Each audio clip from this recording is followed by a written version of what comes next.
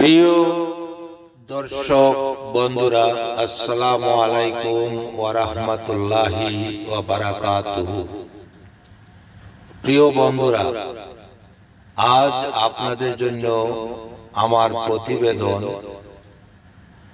পুকুরের শহর হবিগঞ্জকে আমি আপনাদেরকে ঘুরে ঘুরে দেখাবো। বন্ধুরা, পাকিস্তান আমলে বা বাংলাদেশের প্রথম সময়ে হবিগঞ্জ শহরে প্রচুর পরিমাণে পুকুর ছিল। তখনকার দুটি প্রধান সড়কের এই ছোট্ট শহরটি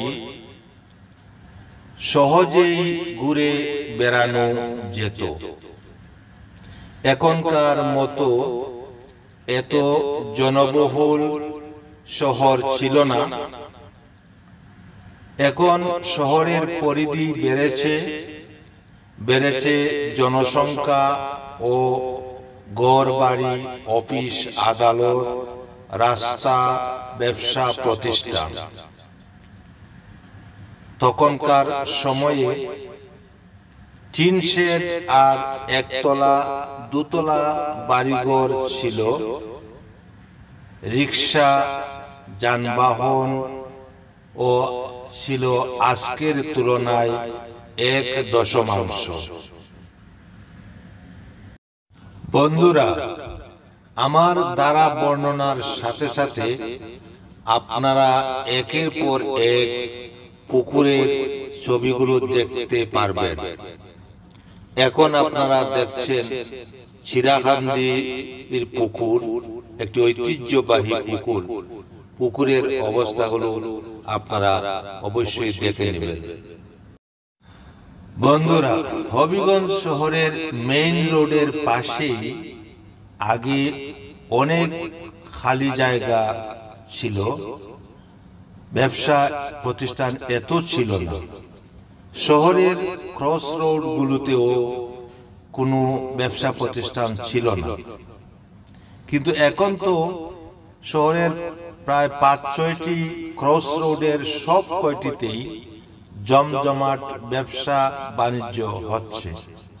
শুধু তাই নয়, শহরের পশ্চিমে রেল রাস্তা হইতে পূর্বের খোয়াই নদীর পার পর্যন্ত এবং উত্তরে আলমপুর হইতে দক্ষিণে দুলিয়াকাল পর্যন্ত শহরটি এখন বিস্তৃত হয়েছে।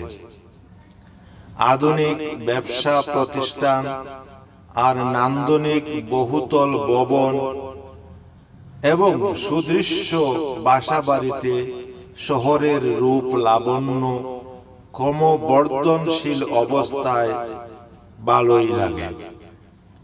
তবে পুরনো নাগরিক হিসাবে আমার কাছে শহরের সকল সৌন্দর্য ভালো লাগে বটে।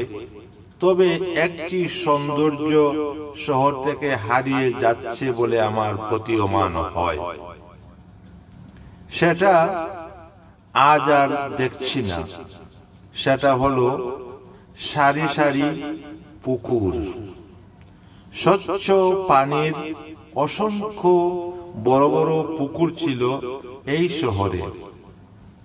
তিনকোনা পুকুর, নকুলদিঘি পুকুর, চন্দ্রনাথ পুকুর, নায়েবের পুকুর, কোর্ট পুকুর, থানা পুকুর, শাস্তানগর পুকুর, চিরাকান্দি পুকুর, নাগের পুকুর, কলেজ পুকুর, গভট স্কুলের পুকুর, অসংখ্য পুকুর ছিল এই শহরে। যে কারণে হবিগঞ্জ শহরকে একসময় পুকুরের শহর বলা হতো। আজ আর সেই পরিমাণ পুকুর নেই। বহু পুকুরের উপরে এখন দাঁড়িয়ে আছে বহুতল ইমারত, ভবন ও বাসাবাড়ি। বায়তুল আমান জামে মসজিদ, শ্যামলবাড়ির আশপাশের ব্যবসা প্রতিষ্ঠান, খাজা গার্ডেন, সাবেক পেনাসিয়া এবং এমপি ভবন, এসব তো সরাসরি পুকুরের উপরে। এমনিভাবে শত শত ব্যবসা প্রতিষ্ঠান ও বাসাবাড়ির কারণে আজ আর পুকুরের সেই চিরচেনা রূপ নেই। অবশিষ্ট হাতে গোনা যে কয়টি পুকুর এখনো আছে, সেগুলি রক্ষণাবেক্ষণের অভাবে তাদের প্রকৃত রূপ হারিয়ে যাচ্ছে। ময়লা আবর্জনায় হচ্ছে স্তূপ, স্বচ্ছ পানি হচ্ছে গুলা এবং ময়লা। তবে সমগ্র শহরে এখনো অনেক পুকুর রয়েছে। আমি আমার এই প্রতিবেদনে সবকটি পুকুরের ছবি তুলে ধরতে না পারলেও অল্প কিছু সংখ্যক পুকুরের দৃশ্য আমি আপনাদেরকে দেখাচ্ছি। আপনারা অবশ্যই লক্ষ্য করছেন এবং দেখতে পাচ্ছেন। কিছু কিছু পুকুর চার দেয়ালের বন্দি থাকায় আমি সেগুলো ছবি ধারণ করতে পারিনি। বাকি অনেকগুলো পুকুরের ছবি আমি আপনাদের জন্য ধারণ করেছি। আপনারা দেখতে পাচ্ছেন, এখানে দেখতে পাচ্ছেন হবিগঞ্জ প্রাইমারি স্কুলের সামনে যে পুকুরটি, এই পুকুরটি এটি ক্রস রোডে পড়েছে।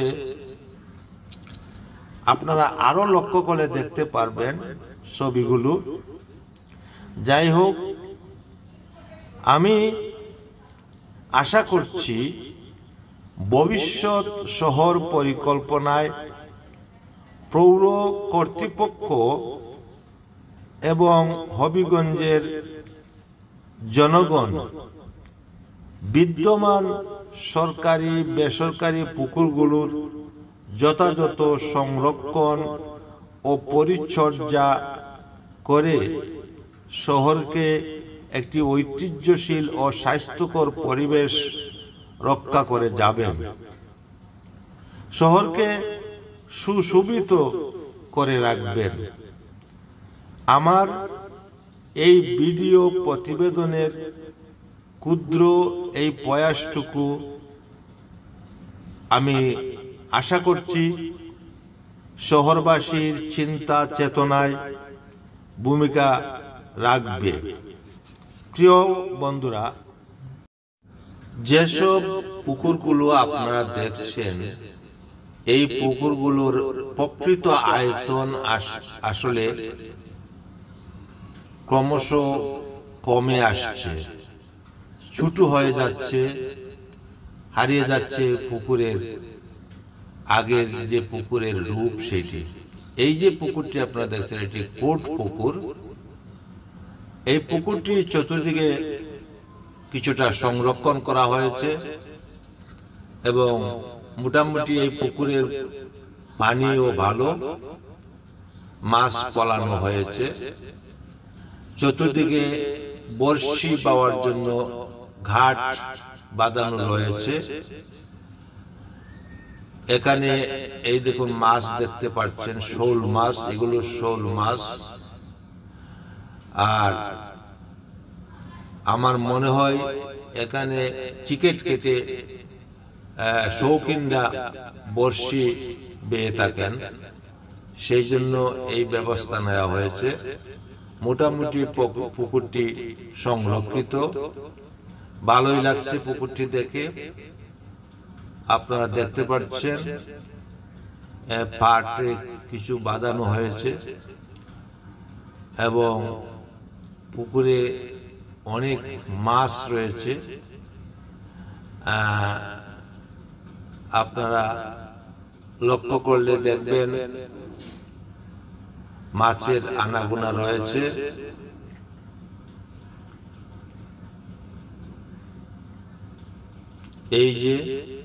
এই যে মাছ দেখতে পাচ্ছেন, দৃশ্যগুলো কাছে থেকে সুন্দরই লাগে। সামনে কোর্ট ভবন, এটি নতুন কোর্ট ভবন, খুব সুরম্য একটি ইমারত। এই দেখুন ঘুষপাড়া, বেবি স্ট্যান্ড ঘুষপাড়া খ্যাত এই যে পুকুরটি, এটি একসময় খুব সুন্দর একটি পুকুর ছিল। আমরা ছোটকালে এই পুকুরের পাড় দিয়ে হাঁটাচলা করেছি। এখন এই পুকুরটি সেই রকম নেই, কচুরি পানায় ভরে গেছে, আর পাড়ের সাইডে দিয়ে ময়লা আবর্জনা ফেলা হয়েছে। এটি পাড়া প্রতিবেশীর জন্য স্বাস্থ্যকর পরিবেশ নয় বলে আমি মনে করি। এটা নিজেরাও এদিকে খেয়াল রাখা উচিত।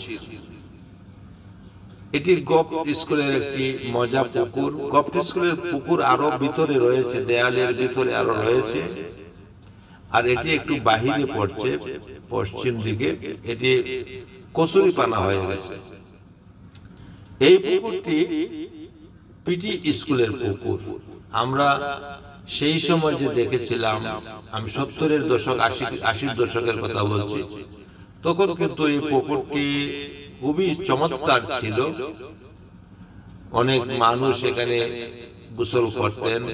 তাছাড়া পিটি স্কুলের যে ট্রেনিং এর যে ছাত্ররা, তারা এটিকে ব্যবহার করতেন। এখন আছে মোটামুটি, তবে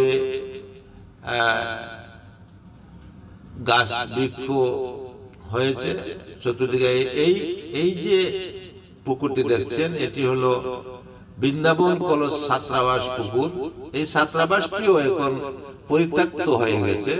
এটি অনেক বড় ছাত্রাবাস, একটি বিল্ডিং এর জন্য দেখা যাচ্ছে না, তবে এই পুকুরটিও ছিল তখন। এটি অবশ্য এখন চতুর্দিকে বন্ধ আছে, তবে মনে হচ্ছে যে সঠিক পরিচর্যা আর কিছু অভাব রয়েছে। এই পুকুরটি বৃন্দাবন কলেজ ছাত্রাবাসের উত্তর দিকে অবস্থিত। এখানে গার্ডেন পার্কের যে পুকুরগুলো, এখানে কয়েকটি পুকুর আছে। এই পুকুরগুলো আসলে আমরা খুব একটা স্বাস্থ্যকর পরিবেশে রাখছি না। আমার মনে হয় এইসব পুকুরের বিষয়ে এলাকাবাসীর অন্তত নজর দেওয়া উচিত। আমরা গার্ডেন পার্ক থেকে চলে এসেছি ব্যাক রোডে। এটি একটি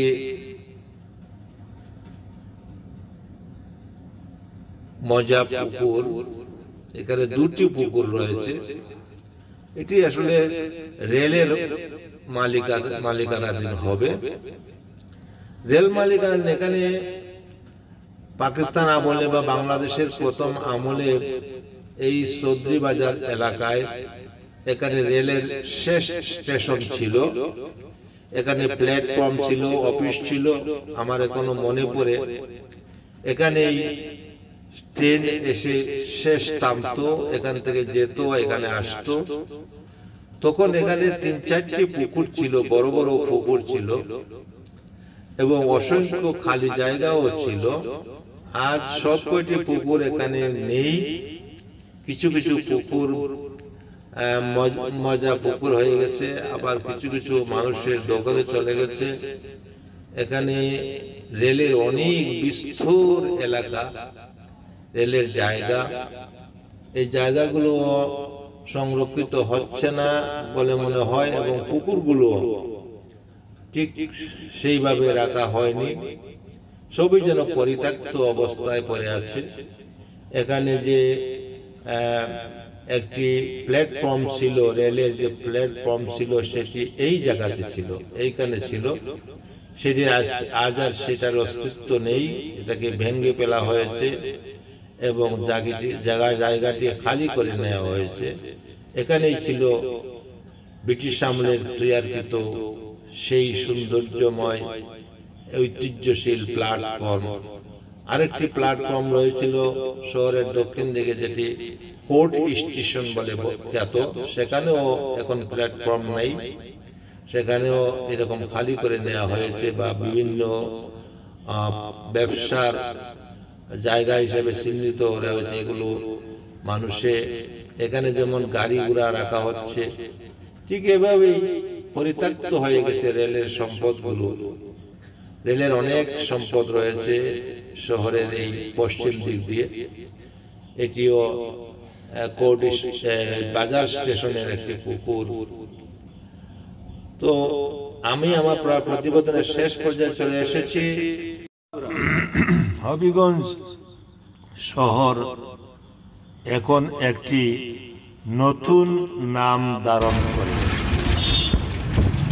অনেকেই বলে থাকেন হবিগঞ্জ শহর এখন টমটমের শহর। এ বিষয়ে আমি একটি প্রতিবেদন রাখবো এবং আরও কিছু বিষয়ে প্রতিবেদন নিয়ে আপনাদের কাছে পর্যায়ক্রমে হাজির হব ইনশাল্লাহ। আপনারা আমাকে সাবস্ক্রাইব করে আমার সাথে থাকবেন, আপনারা আমাকে সহযোগিতা করবেন। আমি হবিগঞ্জের অনেক বিষয় আপনাদেরকে তুলে ধরব আশা করছি। আজ এখানে যেতে যেতে আমার এই ভিডিওটি শেষ করে দেব। আবার দেখা হবে আপনাদের সাথে। সেই পর্যন্ত আপনারা ভালো থাকবেন, আমার জন্য দোয়া করবেন। খোদা হাফেজ। ধন্যবাদ আপনাদেরকে আমার প্রতিবেদন ভিডিওগুলো দেখার জন্য। তবে সাবস্ক্রাইব করে আমার সাথে থাকবেন আমি আশা করি। দেখতে থাকুন আমার এই ভিডিওটি। এখানে শেষ করে দিলাম। খোদা হাফেজ। ধন্যবাদ।